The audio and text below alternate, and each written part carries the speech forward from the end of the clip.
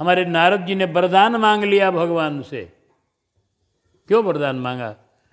नारद जी से पूछिए कि आप काहे राम जी के नाम को इतना बढ़ाना चाहते हैं। नारद जी ने वरदान मांगा राम जी से कि प्रभु एक मैं वर मांग रहा हूं। तो भगवान बोले मांगिए। कहा मांगने में संकोच हो रहा है।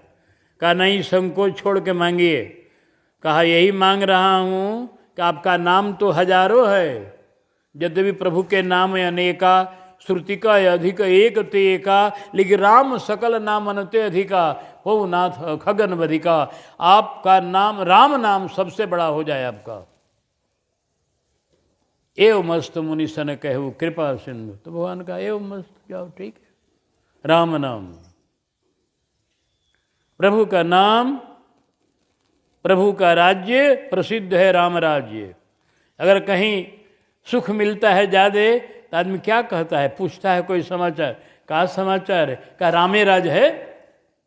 राम राज है कि माने सब तरह का सुख है, कोई दुख नहीं है, राम राज्य।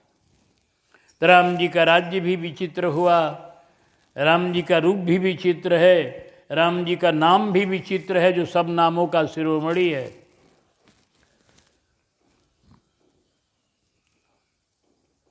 उनके नाम का जो रकार है वो आपके शरीर में व्यापक है। ये हाथ जो है अभी रकार के रूप में है, हाथ देख रहे हैं हमारा, नहीं है रकार के रूप में, गोड़ रकार के रूप में है।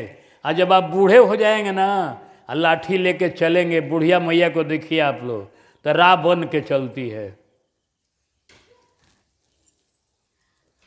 देखे हैं बुढ़िया मैया को चलते हुए किसी को, रा बन के लाठी, आगे वाला लाठी आकार हो जाए और उसका देह रकार हो जाए। जब आप सोते हैं खाट पर तो रकार बन के सोते हैं। राम जी के नाम का बड़ा व्यापक स्वरूप है। यही एक नाम ऐसा है भी विचित्र कि इस नाम को चाहे उलट के लो चाहे सीधा लो, मरा कहो चाहे राम कहो, दोनों में कल्याण। मरा कहने से वाल्मीकि जी उल्टा नाम जपत जग जाना, वाल्मीकि भय ब्रह्म समाना। यही नाम का ऐसा महत्व दिया गया है शास्त्र में, उल्टा भी कहोगे तो कल्याण हो जाएगा। राम चाहे मरा। इसी नाम को शंकर जी ने पार्वती मैया को कहा है कि रामेति रामेति रमे रामे मनोरमे शस्त्र नाम तत्तुल्यम, श्री राम नाम बरानने, कि हे देवी राम राम कह करके चली आओ। राम राम जो है यह सहस्त्र नाम के बराबर है। सहस्र नाम सम सुन शिववानी अजेपी संग भवानी, ये भगवान का नाम है। तो राम का नाम भी विलक्षण, राम का रूप भी विलक्षण, राम की महिमा विलक्षण, राम की कथा विलक्षण, राम का ऐश्वर्य विलक्षण, राम का सब कुछ विलक्षण है। इसलिए रामायण शतकोटि अपारा, राम के ऊपर इतने चरित्र बने हैं। आदि काव्य बना है तो राम जी के चरित्र पर बना है, आदि ग्रंथ वाल्मीकि रामायण। और श्री लोमस जी ने रामायण बनाया है, रोमस रामायण। श्री सुतीक्षण जी ने बनाया है, श्री अगस्त जी ने रामायण बनाया। सब लोगों का रामायण है। किसी का 1 लाख श्लोक का है, किसी का 10 लाख 5 लाख श्लोक का है। इतने इतने लंबे लंबे चरित्र बनाए गए हैं, क्योंकि राम जी का चरित्र बड़ा विस्तृत हुआ भी है ना। राम जी इस धराधाम पर बहुत दिन तक रहे हैं ना, 11,000 वर्ष तक, उससे भी अधिक। 12 पंचशत, 12,500 वर्ष तो उनकी अपनी उम्र थी। इसके बाद पिताजी का उम्र लेकर भोग किए हैं, बहुत दिन तक राम जी। तो राघव का स्वरूप का जो आकर्षण है वो भी बड़ा विलक्षण है, नाम का आकर्षण भी बड़ा विलक्षण है, उनका सब कुछ विलक्षण है जो समझने वाले को समझ में आता है। बहुत जिस पर भगवान ने कृपा करते हैं वह राम के ऊपर दीवाना होता है, बहुत कृपा जब होती है। क्योंकि राम के गुणों में इतना विचक्षणता है कि वह तब समझ जाता है। हाँ, राघव तो राघव मनोहर हैं, मन को हरण करने वाले भी हैं और चित्त को चोराने वाले। आँख को दोहा में आँख चोर कहा, विश्व विलोचन चोर, और अब कहते हैं सहज मनोहर मूर्ति दो, सहज मनोहर कोटि काम उपमा लघु सो, कोटि काम। हमारे राघव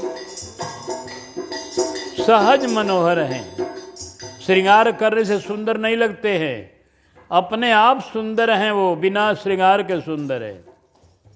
जंगल में सब श्रृंगार उतार के चले राम जी, सारा श्रृंगार, कपड़ा उतार दिया, गहना उतार दिया, राशि भूषण सब, मुनियों का वस्त्र पहना सामान्य, और माला पहना फूल का, जटा में फूल लगाया, और कोई श्रृंगार सोना चांदी का नहीं किया, हीरा मोती का नहीं किया।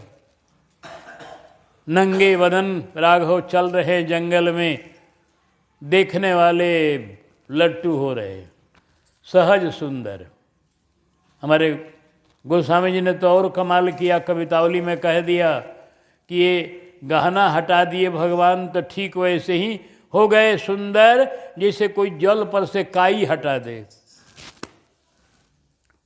हाँ, कागर कीर जो भूषण चीर, शरीर लस्यो तजी नीर जो काई, संग शोभामी निभारी भलो, दिन द्वैजन अवधहु ते पहुनाई। मातु पिता प्रिय बंधु सबे, सनमानी सुभाय स्नेह सगाई, राजीव लोचन राम चले, तजी बाप को राज नहीं। बिना श्रृंगार के राघव जा रहे हैं जंगल में, जंगल में कोई श्रृंगार, लेकिन इनका शरीर लस्यो और शोभित लगने लगा। कैसे? जैसे नीर जो काई, जैसे काई लग जाता है ना, देखे होंगे जल के ऊपर काई हो जाता है, हरा हरा सब, उसको काई कहते हैं, उसको हटा दीजिए तो जल स्वच्छ। वैसे ही राघव का गहना मानो काई की तरह था, जब राघव ने हटा दिया एकदम सुंदर लगने लगे, इतने सुंदर लगने के दंडकारण्य के महात्मा लोग, दंडकारण्य के सब बड़े बड़े संत लोग, विरागी जो दुनिया को छोड़ चुके, वो संत लोग इनके रूप पर लट्टू हो गए।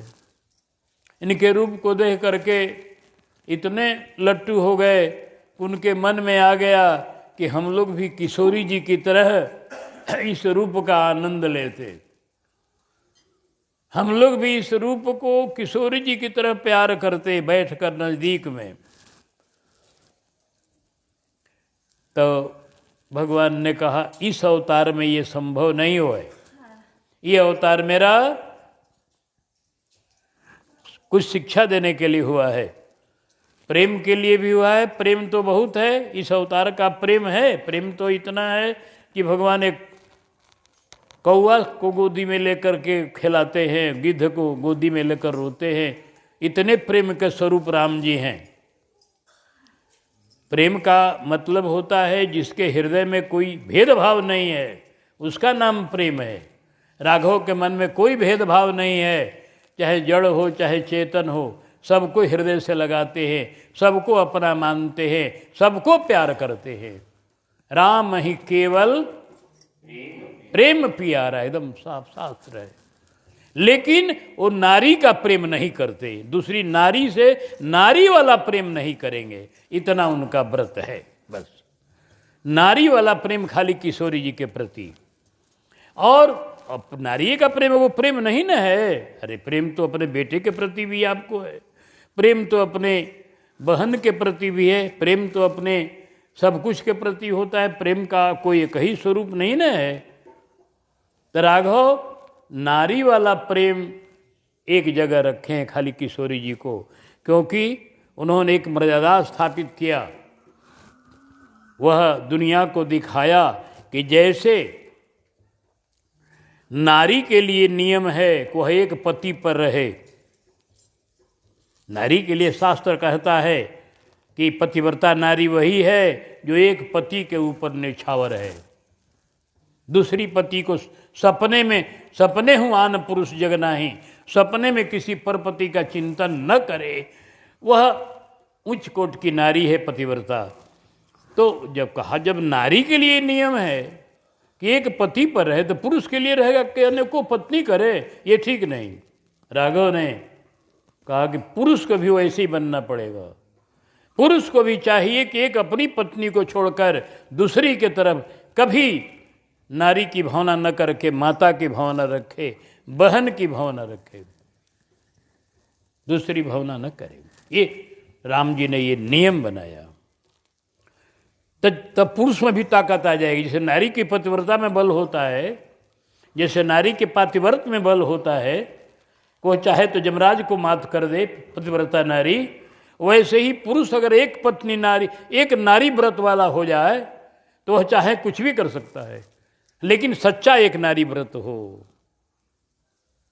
तो उसकी शक्ति बहुत बड़ी होगी। जानते हैं एक बार युद्ध हुआ सूरत सुधनवा से अर्जुन का,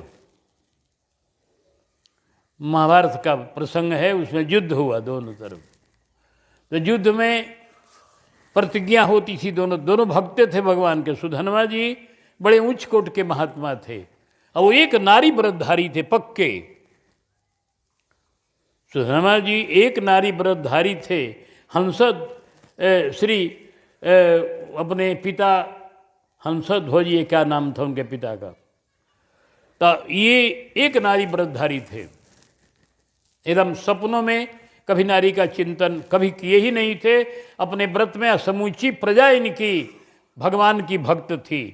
सभी लोग प्रभु का पूजन करते थे। इनकी सेना जब खड़ी हुई है अर्जुन के सेना के सामने, तो सबके ललाट पर तिलक है। सभी लोग वैष्णव भेष में खड़े हैं लड़ने के लिए। इतना बढ़िया इनका राज्य रहा सूरत सुधनवा जी का। सुधनवा जी को राज्य में दो एक पंडित थे, कुछ कर्मकांडी, शंख और लिखित।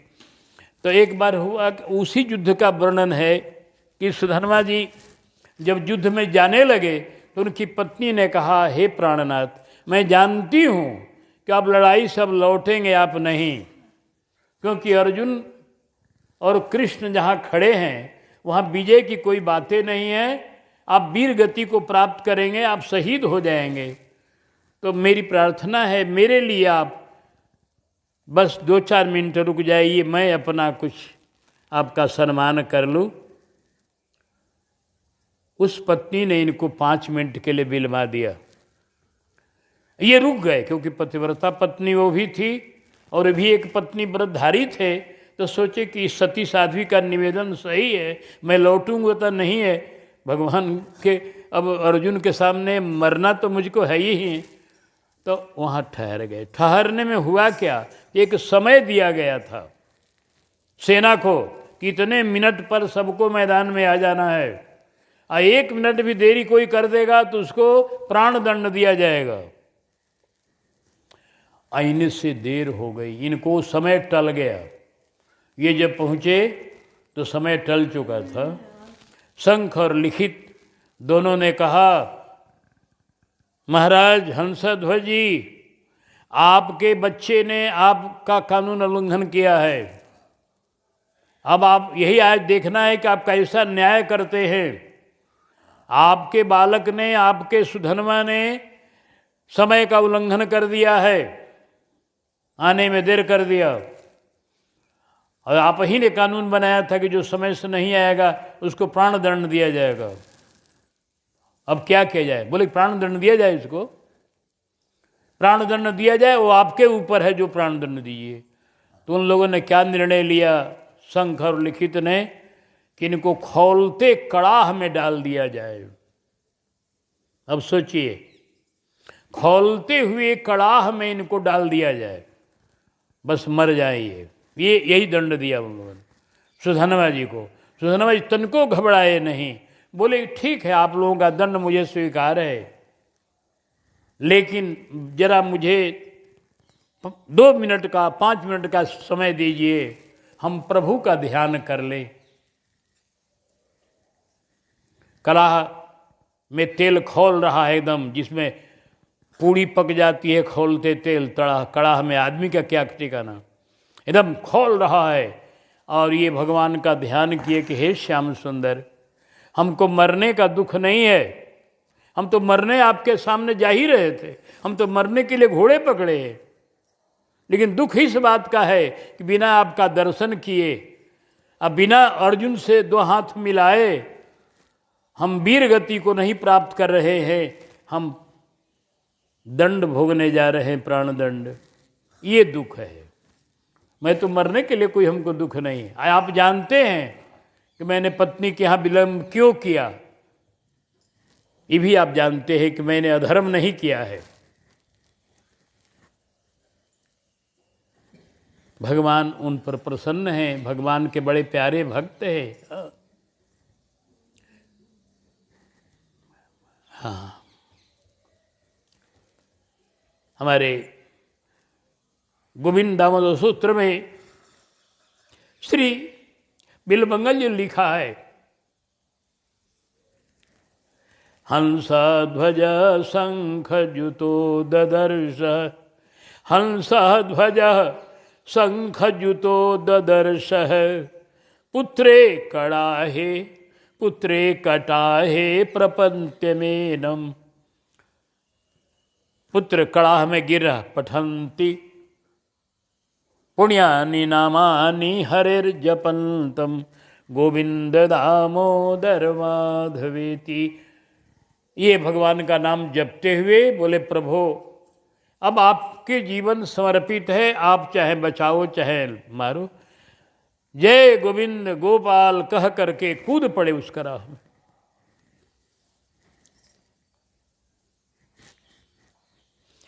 भगवान की कृपा से वो ऐसा लग रहा है कि मानो कोई तालाब में स्नान कर रहा हो। वो खौलता हुआ तेल जल बन गया, शीतल एकदम प्रहलाद की तरह। और उसमें श्री कृष्ण गोविंद, श्री कृष्ण गोविंद, श्री कृष्ण गोविंद गोपाल कह रहे सुधनवा जी। अब देखिए, जो होता है कुटिल आदमी का हृदय बड़ा विचित्र होता है। कुटिल मत कहिए, भगवान की लीला कहिए। हाँ, कभी कभी कथा में निकल जाती है शब्द किसी के प्रति, लेकिन निकलना नहीं चाहिए, क्योंकि हम कहने वाले कौन है किसी कुटिल। हाँ, सुधनवा जी के प्रति जो इनका भाव हो रहा है इसलिए कहा गया। क्या भाव इनका हो रहा है? संघ का। बोले संघ, कह रहे तेल लगता है गर्म नहीं है, तेल गर्म नहीं है, हैं? तो तेल गर्म है कि नहीं जांचने के लिए एगो था वहां पर नारियल, और नारियल में पानी था, बस डाल दिया शंख ने उसी में। अब वो तो तेल खौल रहा था, खोलते तेल में नारियल पड़ेगा, फटा और लगा जाके तड़ाक से शंख के ऊपर, दोनों गिर गए तुरंत। उनको तुरंत दंड दिया भगवान ने। मेरे भक्त को तू मारने के लिए इतना तत्पर है?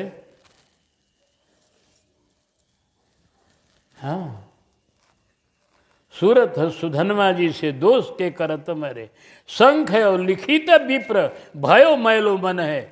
भयो मैलो मन इन्होंने भी लिख दिया। मेरे ये घटना तो घट गई, दोनों गए। इसके बाद सुधनवा जी फिर अपना तुरंत कपड़ा पहन कर तैयार हुए, दूसरा कपड़ा, और एकदम घोड़ा कसकर लड़ाई के मैदान में आ गए। अब ललकारा अर्जुन को, अर्जुन चलाओ बाण अपना।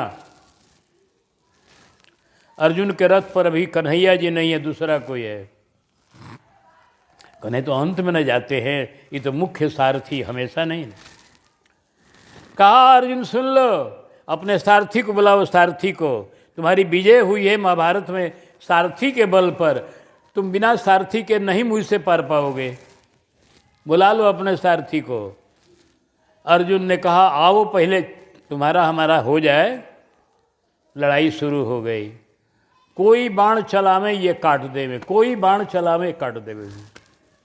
दोनों तरफ से खूब कचायन युद्ध हुआ, लेकिन कोई घायल नहीं हुआ। अर्जुन ने देखा पार नहीं पाएंगे तो भगवान को स्मरण किए। तुरंत कन्हैया जी आ गए रथ पर, बाण बंद करके पहले एक बाण कन्हैया जी के चरणों में भेज करके प्रणाम किया। सुधन्वा जी ने कहा प्रभु प्रणाम। फिर दोनों ओर से चलने लगा युद्ध। अर्जुन ने प्रतिज्ञा किया, प्रतिज्ञा करके युद्ध होता था कि अगर मैं कृष्ण का भगत हूँ, ऐसा हूँ वैसा हूँ, तो हमारा बाण अब की बार सुधन्वा का सिर काट दे।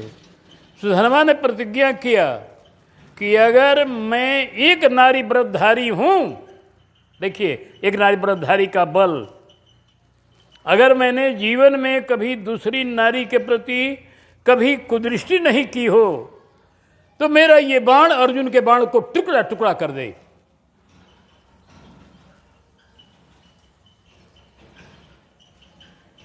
अब तो भगवान कृष्ण बोले अर्जुन, जो ये बल लगाया है वो बल न तुम्हारे पास है न हमारे पास है। एक नारी व्रतधारी का बल लगा दिया, अब तो बचोगे नहीं तुम, क्योंकि तुम भी कई नारी वाले हो और हम भी कई नारी वाले हैं। कहा भगवान रक्षा कीजिए, अब को हम कहाँ जाएंगे आपको छोड़कर। कहा क्या छोड़ो, मैं अपने रामाय अवतार का बल स्मरण कर रहा हूँ। तो कन्हैया जी ने रामाय अवतार के एक नारी व्रतधारी बल का स्मरण किया और अर्जुन के बाणों में उसको शक्ति दिया। कहा अब तुम बाण चलाओ, अब ये बाण उसका सिर काट देगा। राम जी के एक नारी व्रतधारी का बल लगाया, ये वर्णन है महाभारत में। तब जाके बाण छोड़ा, दोनों तरफ से बाण छूटा। अर्जुन ने बाण छोड़ा और इधर सुधन्वा ने बाण छोड़ा, तो अर्जुन का बाण कट गया। सुधन्वा की बात सत्य हुई, अर्जुन का बाण दो टुकड़ा हो गया, लेकिन वह टुकड़ा बाण भी आकर अर्जुन के सिर में लग गया, सुधन्वा के सिर में। दोनों बातें हो गई, बाण भी कट गया और सिर भी कट गया। कटे हुए बाण से ही सिर कट गया और वह सिर तुरंत शंकर जी पहुंच गए। अब वह सिर तुरंत जाकर गिरा भगवान के चरण में, भगवान के चरण में वो सिर गिरा। अब भगवान ने उसको उठाकर शंकर जी को लौका दिया और शंकर जी ने माला में गूंथ लिया। बोल श्री भोले शंकर भगवान की। सुधन्वा का सिर भोले ने अपने माला में, मुंडमाल में गूंथ लिया। एक नारी व्रतधारी का बल मैंने आपको बताया। एक नारी व्रतधारी, जिसे पतिव्रता नारी का बल होता है, वैसे एक नारी व्रतधारी जो पुरुष होगा उसमें भी ताकत होगी। राम जी ने वही ताकत सब में भर दिया। सारी प्रजा उनकी एक नारी व्रतधारी थी। पढ़िए रामायण। एक नारी व्रत रत सब झारी,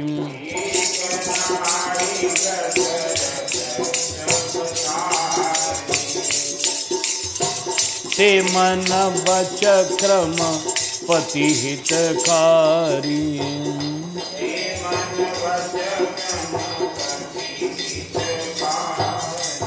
तो इसलिए दंडकारण्य के मुनियों से कहा प्रभु ने, हे मुनिराज, आप लोगों की जो भावना है, ये इस अवतार में मैं दूसरी पत्नी का पाणी ग्रहण कभी नहीं कर सकता हूँ।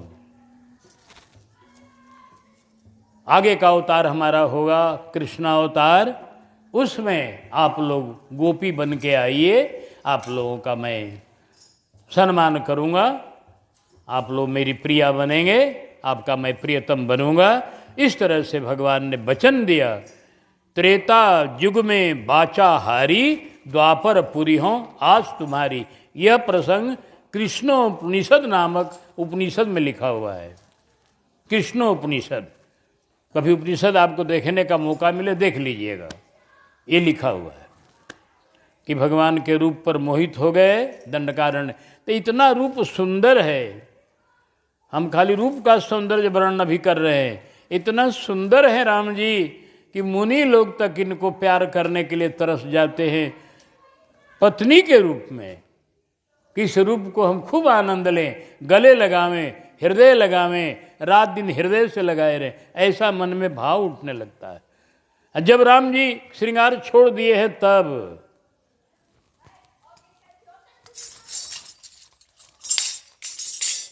इसलिए सहज मनोहर मूर्ति दो, सहज मनोहर कोटि काम उपमा लघु सो।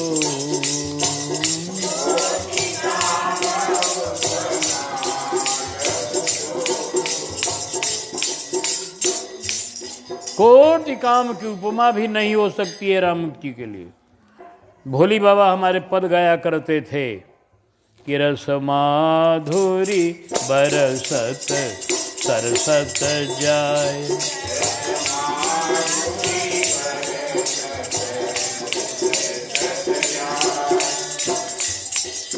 अरे कोटि नीलमणि कोटि चंदा हूँ मिलाए,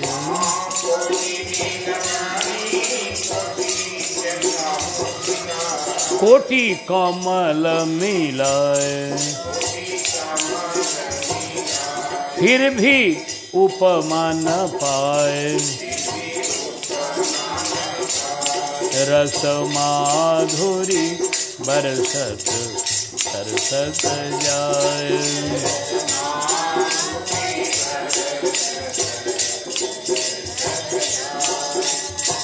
कोटि नीलमणि कोटि चंदा हूँ मिला,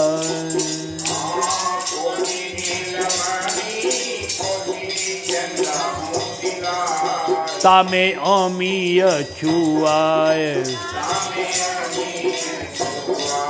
फिर भी उपमा न पाए, फिर भी।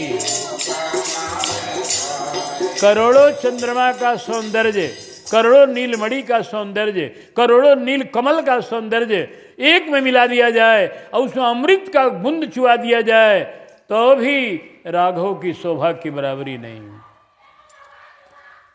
कोटि काम उपमा लघु सो। आहा, कैसा सौंदर्य होगा, कल्पना करो। शरद चंद निंदक मुख नीके,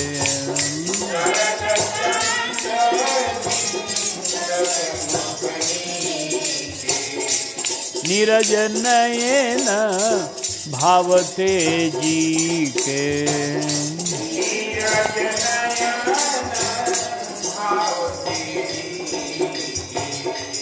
शरद चंद, शरद ऋतु का चंद्रमा, शरद चंद निंदक। कौन सी मुख जो राघव का है, भगवान का राघव का मुख चंद्र जो है वह शरद चंद्रमा को निंदक है। कैसे कहा? नीके निंदक। नीके माने अच्छी तरह निंदा करता है एकदम। अरे तू कहा चंद्रमा बराबरी करेगा इस मुखमंडल का? शरद चंद निंदक मुख नीके,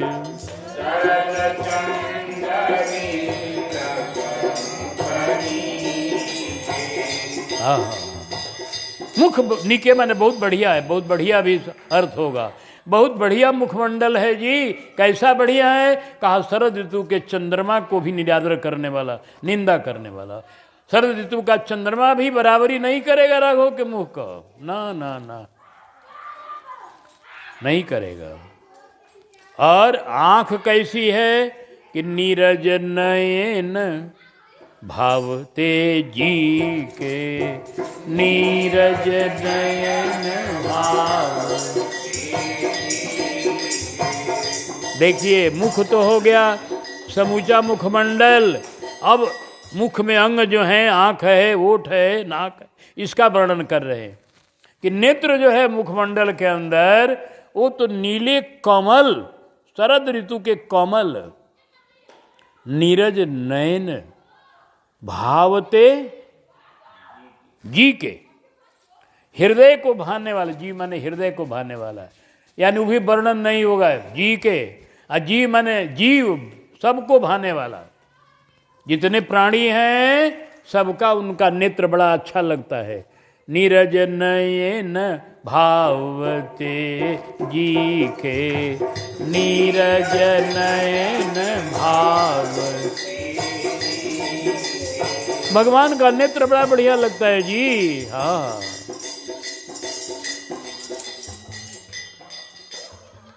नेत्र इतना बढ़िया लगता है लोगों को कि भगवान से निवेदन करते हैं, बस आपका नेत्र एक बार हम देख लें। आपकी चितवन, उस नेत्र में चितवन है। नेत्र तो बढ़िया है, ये है। नेत्र का जो कार्य है चितवन, चितवन चारु मार मन हरने।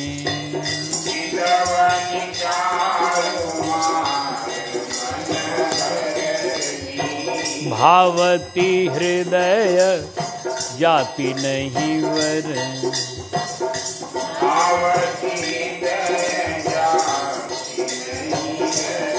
भगवान का चितवन,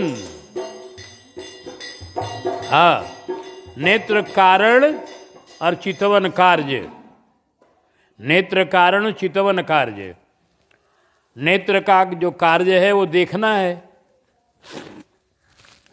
तो नेत्र देखते जब हैं राघव के, तो चितवन चारु माने बड़ी सुंदर है। चितवन की चारुता क्या है भैया? कि उनकी चितवन में कभी काम नहीं, कभी क्रोध नहीं, कभी लोभ नहीं, कभी ईर्ष्या नहीं, कभी द्वेष नहीं, कभी अहंकार, कोई दुर्गुण का उनमें प्रवेश नहीं है उनके चितवन में। उनकी चितवन में सिर्फ क्या है जी?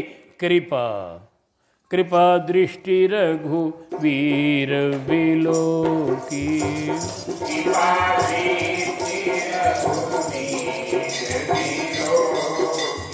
किए सकल नर नारी विशो की।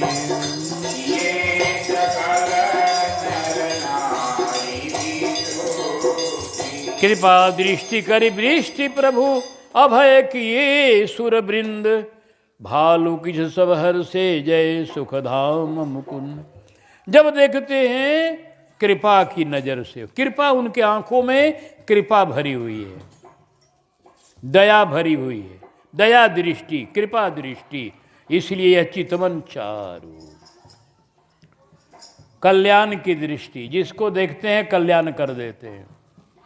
और बताएं आपको चितवन की खूबी कितनी है। लड़ाई में लड़ के आते हैं बंदर भालू, खाली राम जी एक बार देख देते हैं कृपा करके। राम कृपा करी चितवा सवई।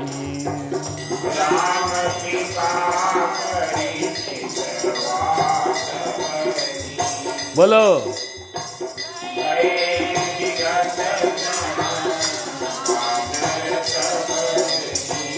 सारा श्रम समाप्त, लड़ाई का समूचा श्रम समाप्त हो जाता है, एकदम ताजा हो जाते हैं।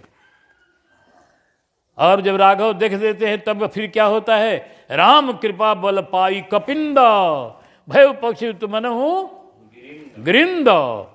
राम जी कृपा से बल प्राप्त हो जाता है तुरंत। कृपा दृष्टि रघुवीर बिलोके, भय प्रबल रन रहई न रोके। ये दृष्टि की सब खूबी है। और इस दृष्टि में ज्ञान भी भरा हुआ है।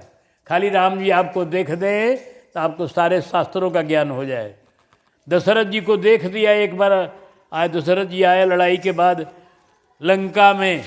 अब उनको जाना मुश्किल था स्वर्ग। फिर अब भगवान की बनाई हुई मर्यादा है, अब वो स्वर्ग के प्राणी है अब मृत्युलोक में नहीं रह सकते, अब उनको जाना मुश्किल है। अब राम जी में बड़ा प्रेम है। तब राम जी ने क्या किया? कितई पितहि दिन्हेउ दृढ़ ज्ञान।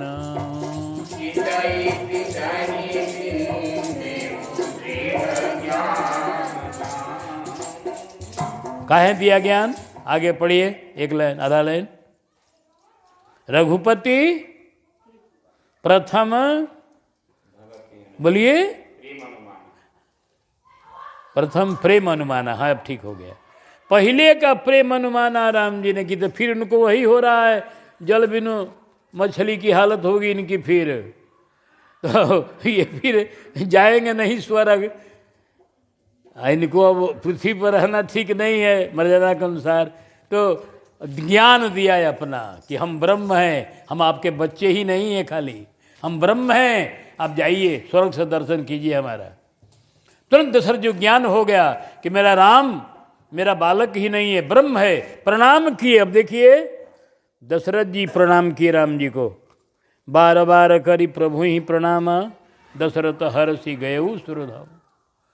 इनकी दृष्टि में ज्ञान है, इनकी दृष्टि में श्रम निवारण की शक्ति है, इनकी दृष्टि में सब कुछ भरा हुआ है। जिसको चाहे एक बार देख दें वो भवसागर का पार हो जाए तुरंत। चितवन चार मार मन हरने,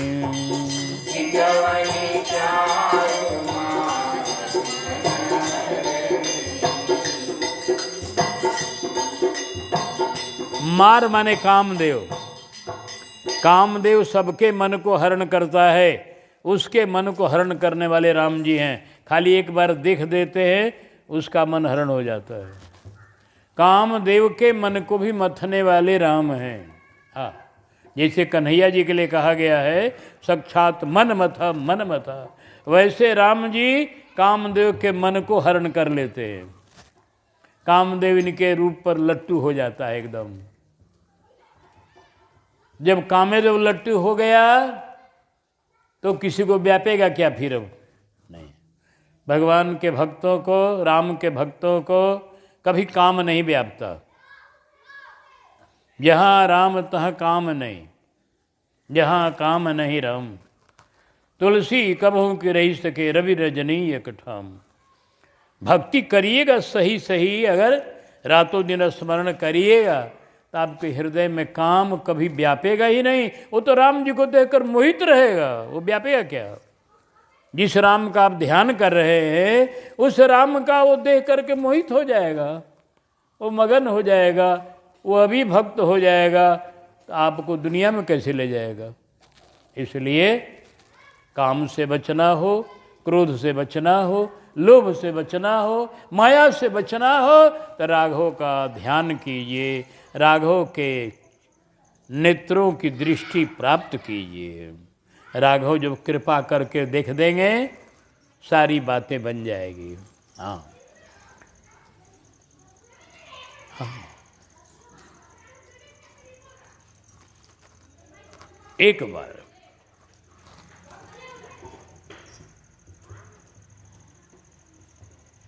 नजारा हो जाता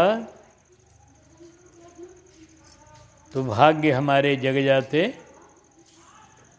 जीवन भर गुजारा हो जाता। कैसे पकती हो? घनश्याम तुम्हारा एक दिन भी यदि मुझको नजारा हो जाता तो भाग्य हमारे जग जाते, जीवन भर गुजारा हो जाता।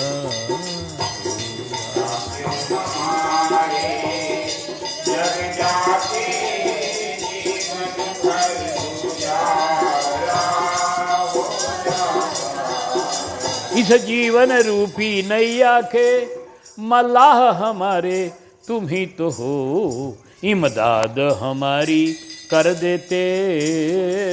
इतनी मदद खाली कर दे, क्या एक दृष्टि घुमा देते बस। इमदाद हमारी कर देते, कश्ती का किनारा हो जाता। इमदाद हमारी कर देते,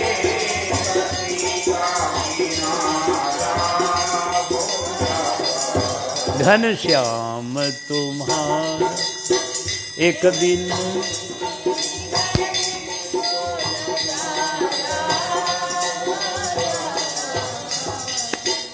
एक बार आपकी दृष्टि घूम जाती, हमारा सब काम।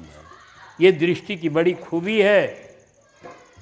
शंकर जी भी यही दृष्टि चाहते हैं। पढ़िए इनका प्रार्थना, जय राम रमा रमनम सवनम के अंतिम, रघुनंदन निकंदय द्वंद घनम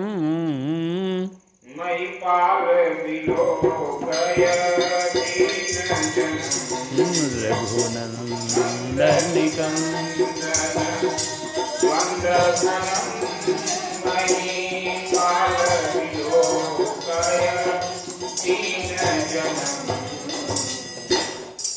नारद जी भगवान से प्रार्थना करते हैं उत्तरकांड में, बगीचा में आए हुए हैं, जिस बगीचा में हमारे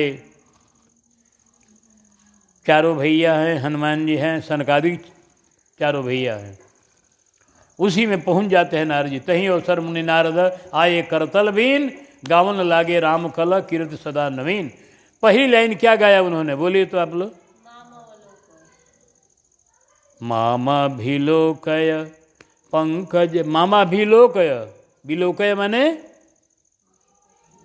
देखिए, मामा भिलोकय पंकज लोचन, काहे कहा कृपा बिलोकनी सोच विमोचन। मामा बिलोकय पंकज लोचन कृपा बिलोकनी सोच विमोचन। हाँ, एक बार देखिए मुझको, आपकी कृपा की दृष्टि सोच को समाप्त कर देती है। हाँ, यही बात बाली मरते समय बोल रहे हैं, अब नाथ करी करुणा बिलोक हूँ, दे हूँ जो बर मांगो, यही जो निजन्मो कर्म बस राम पदे अनुराग। सभी लोग कृपा दृष्टि के लिए प्रार्थना करते हैं, अब नाथ करी करुणा बिलोक। इंद्र कहते हैं, अब करी कृपा बिलोक मोहि आयस देहु कृपाल, काह करो सुन दीन ब्रह्मजन, बोले दीन दयाल। वो भी कहते हैं अब करी कृपा बिलोक। तो भगवान की दृष्टि में बड़ी आनंद है, उनकी दृष्टि से बड़ा सुख है, बड़ी आनंद है सब तरह का। अतः चितवन चारु, ये सब चार की व्याख्या है। मार मन हरणी भावती हृदय जाति नहीं बरनी, चितवन चारु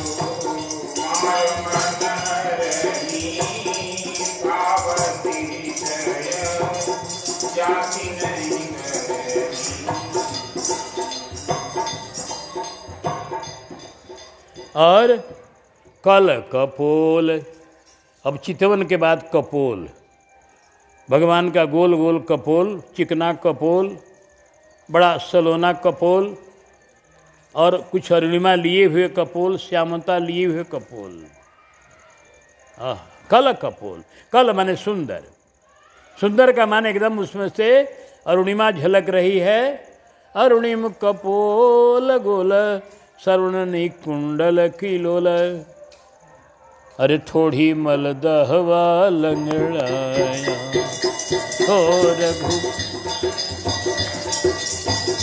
थोड़ी मल दहवा लंगड़ाया,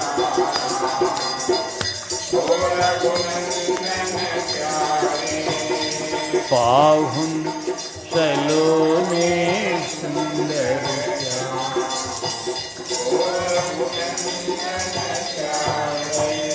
अरुणिम कपोल गोल, वही कल कपोल।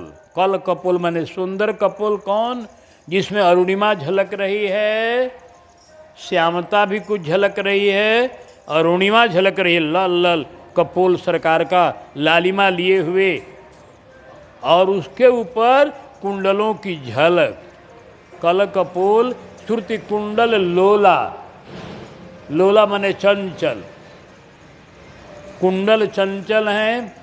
राम इधर जब देखते हैं तो कुंडलों की चमक पड़ती है कपोल पर,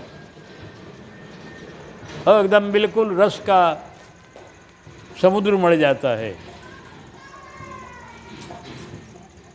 कल कपोल श्रुति कुंडल लोला, इसी को शंकराचार्य जी ने लिखा अपने प्रातः स्मरण में।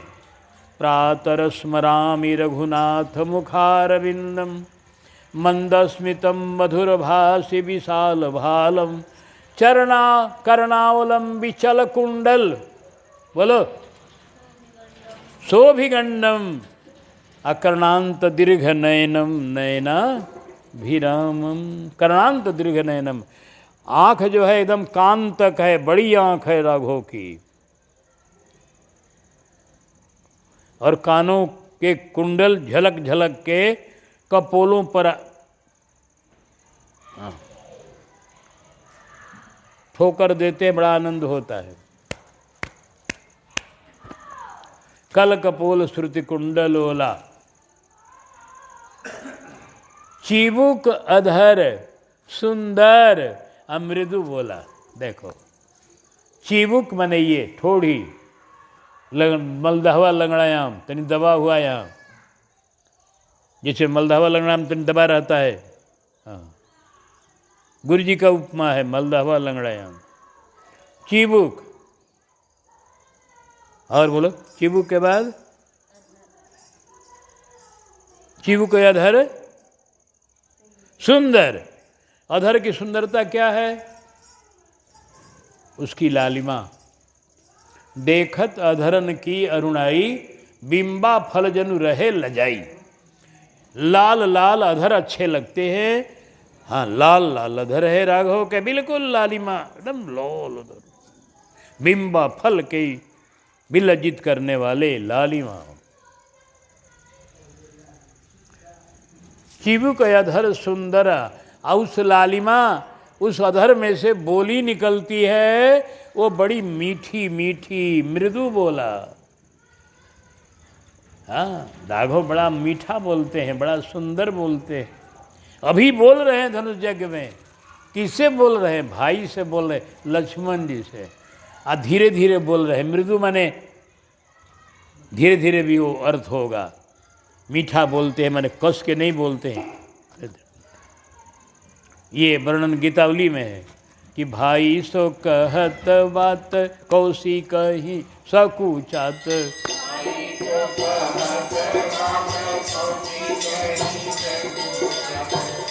ओ लक्ष्मण जी, देखा थोड़ा कालापन नरेश के। तो भगवान लक्ष्मण जी से राजाओं को देखा देखा कर कुछ हास्य विनोद कर रहे हैं, लेकिन गुरु जी को नहीं बता रहे, क्योंकि गुरु जी संकोच हो रहा है। तो धीरे धीरे भाई सो कहत बात कौशी कही सकुचात, भाई सो कहत।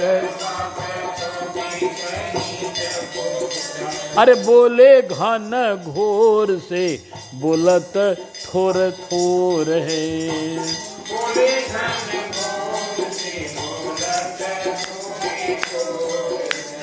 रंग भूमि आए दशरथ के किशोर हैं।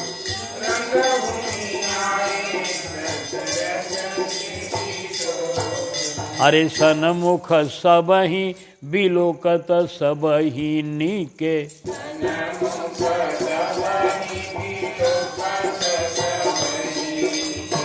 कृपा सोहेरत हंसी तुलसी की ओर है।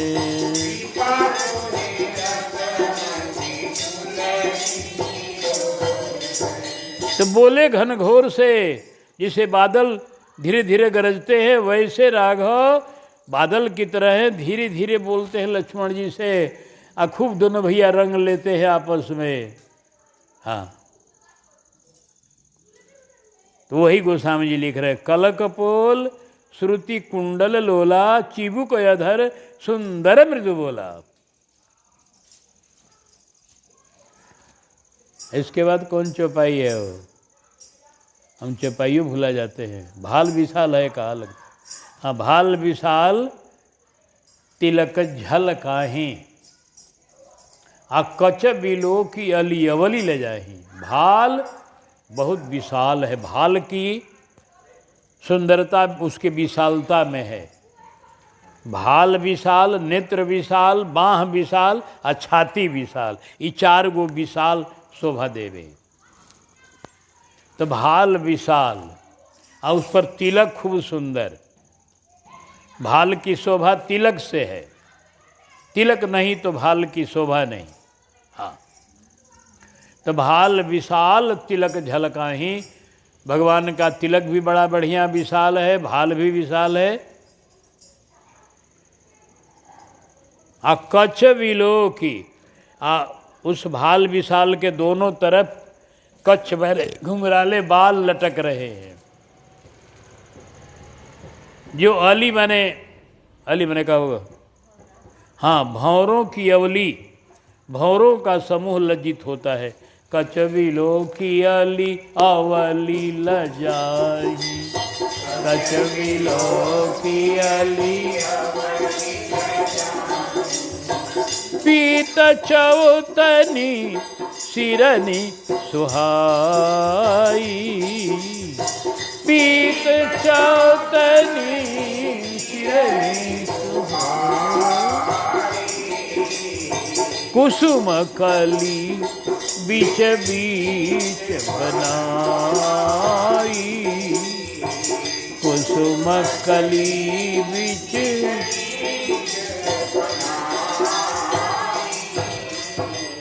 पीत चौथनी, चौथनी कहते हैं टोपी को।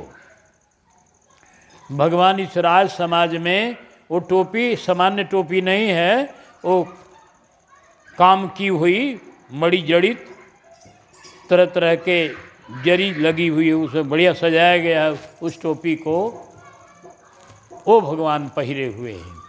पीत चौ, अब पीले रंग की टोपी है। देखो सब पीला ही, आगे देखिएगा।